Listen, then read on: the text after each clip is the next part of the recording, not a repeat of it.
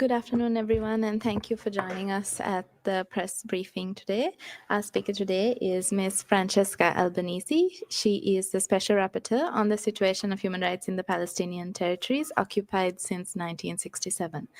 The Special Rapporteur just presented her report to the 59th session of the Human Rights Council, titled From Economy of Occupation to Economy of Genocide. We will begin with brief opening statements from the Special Rapporteur, and she will then take questions. Over to you, Ms. Albanese.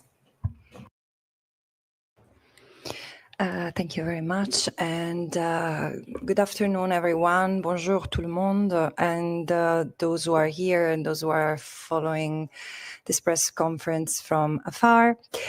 And I'm sure you have heard or read through my report, my last report, that reveals how corporate profiteering and monetary gain has enabled and legitimized Israel's illegal presence and action in the little that remains of historical Palestine, the occupied Palestinian territory. What I'm going to tell you paints a very grim picture. In many respects, I could have written this report 2 years ago, and it would have been a fair exposure of the economy of the occupation, made of two pillars: a pillar of displacement, a pillar of replacement, held together by an ecosystem of enablers, from financial actors to institutional knowledge production actors like universities and even charities. So the system is such that today I say Palestine is a crime scene. And actually, if it were a crime scene, it would have the fingerprints of all of us through what we purchase, which company we choose to insure as an insurer for our car or our home, and the banks where we put our money, the investments we make, and so on and so forth. And even universities where we go, where we teach, of which we are alumni, including those who silence debate around Palestine, claiming that there is not enough balance when denouncing genocide. And by the way, both me and Agnes Calamar, for what concerned the appalling decision of the University of Bern not to host a debate, I mean, we were open to the university to invite any pro-genocide scholar they could find. It's their decision just to silence the debate. However, if the genocide has not stopped, it's not just because there has always been an economy of the occupation. It's because the economy of the occupation has turned into an economy of genocide. And so there have been people and organizations that have profited from the violence, the killing, the maiming, the destruction in Gaza and in other parts of the occupied Palestinian territory, because it's not that the Palestinians in the West Bank and East Jerusalem are having the happiest time of their life as we speak.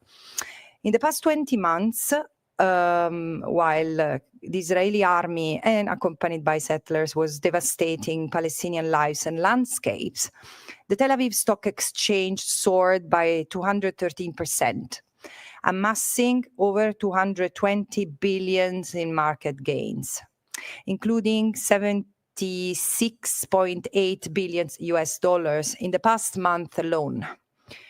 So clearly, for some, genocide is profitable.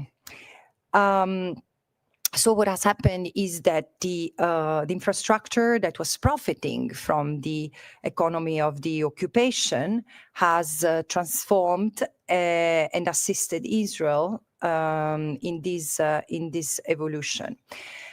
The report I just presented builds on a database of over 1,000 entities that I didn't have the time to investigate with the depth and to analyze from a legal point of view with the rigor that I have for 48 companies, along with their parents, subsidiaries, franchisees, licensees, and consortium partners across the sectors.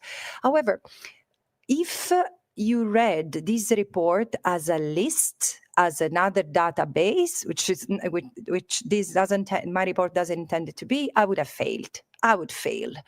My report exposes a system, something that is so structural and so widespread and so systemic that there is no possibility to fix it and redress it. It is to be dismantled.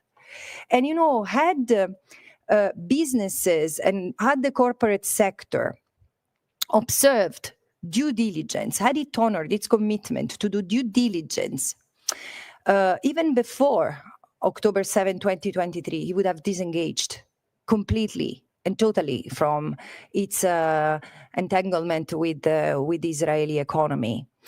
Because, first of all, it's a fiction that there is a line dividing, separating the good Israel within Israel and the bad Israel in the occupied territory. No, the economy is one. Israel's economy is one and one only, and encapsulates the colonies. The colonies do not exist because some fringy part of the Israeli society is pioneering into the wild, wild West Bank. No, it's because this is resolving the housing crisis in Israel. These people live and thrive within a system that is so connected, that is part of the Israeli state.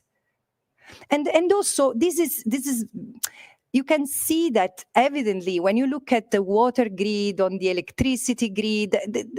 The occupied Palestinian territory does not exist as separate from Israel. So, member states can continue to reassure themselves that they might, à la limite, prevent settlement goods from circulating in their markets. But this is not enough. Actually, it's just it will be another face-saving solution. Because, excuse me, when sanctions were imposed on apartheid South Africa, was it because of the crimes and the violence and the racism and the discrimination and the apartheid that South Africa was imposing on its non-white population, or for just what South Africa was doing in the Bantustan? Do you understand the performance of stupidity that we have all been part of for decades? And now it's the time to stop. If 60,000 people killed do not push us to taking seriously international obligations, then we're really, really beyond the pale. So here's what I conclude.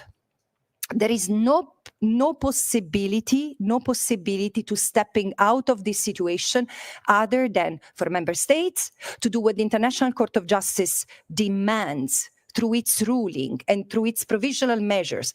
Imposing an arms embargo immediately. It's not about asking for a ceasefire. This is not a war. This is a genocidal campaign. And it's clear. And now it's either carried out under the pretense of humanitarian food distribution. This is a death trap. And we should learn really to be honest, including yourself. I've been really, really generous to the media because the first corporate entity to be investigated in this mandate was yours. And it will come. But again, now it's time for an arms embargo, and it's time for businesses to cut ties with Israel. The very fact of engaging in something that concerns and translates into economic gain and profits, it's problematic, lest the companies and their executives are ready to face responsibility and even criminal liability. Thank you.